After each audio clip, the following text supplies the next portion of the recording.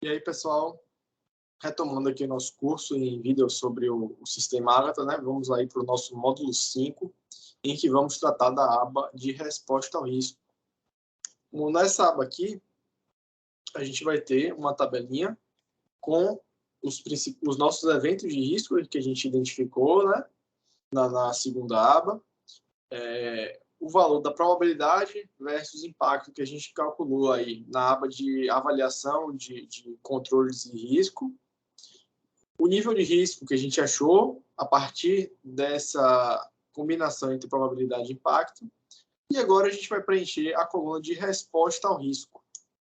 Então, quando vocês estiverem fazendo o processo aí do zero, o correto aqui é que esses campos eles vão estar em branco, né? Não vai estar escrito mitigar, porque quando você clicar no lápis de edição, ele vai trazer aqui uma página com qual é o evento de risco, as causas, as consequências e qual vai ser a resposta ao risco que vai ser adotada ali. Então, pessoal, a gente tem 4 respostas ao risco aí que a gente pode escolher. Evitar é, digamos, a atitude que é tomada quando você estipula que você não vai realizar mais aquele processo. Porque a única forma de você evitar um risco é você não realizando a atividade, certo? Então, evitar só deve ser aí considerado quando você for descontinuar aquele processo que aquele risco ali que foi identificado. Então, evitar não é algo que a gente considere que é uma atitude a ser tomada na maioria dos casos, porque não é o que se deseja. O que se deseja mais é a terceira opção, mitigar.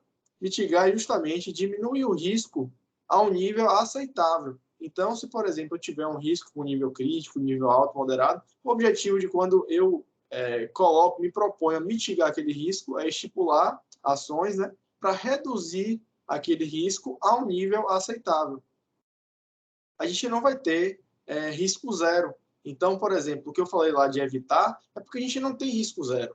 Não dá para ter risco zero nos nossos processos. Então, quando eu coloco mitigar, estou considerando que eu vou diminuir aquele risco ao nível aceitável, não é zerar.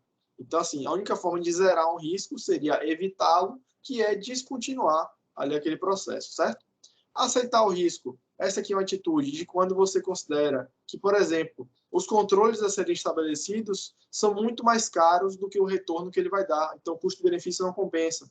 Vamos supor, por exemplo, que exista um supermercado, né? A pessoa tem um supermercado e aí ela sabe que naquele supermercado tem furtos de produtos, mas ela sabe que para instalar um controle e controlar aqueles furtos, ela vai gastar mais do que não ocorrendo aqueles furtos, porque aqueles furtos ela sabe que são furtos de pequena monta, são furtos de valor relevante, de objetos de valor relevante, então ela prefere aceitar aquele risco ali do que implementar um controle que vai ser muito mais caro.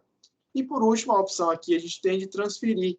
Transferir geralmente é você passar para um terceiro a responsabilidade da gestão daquele risco. É o que a gente faz, por exemplo, com o seguro de carro. A gente está transferindo a responsabilidade dos eventos de risco que podem acontecer com o nosso carro para uma seguradora, que seria um terceiro.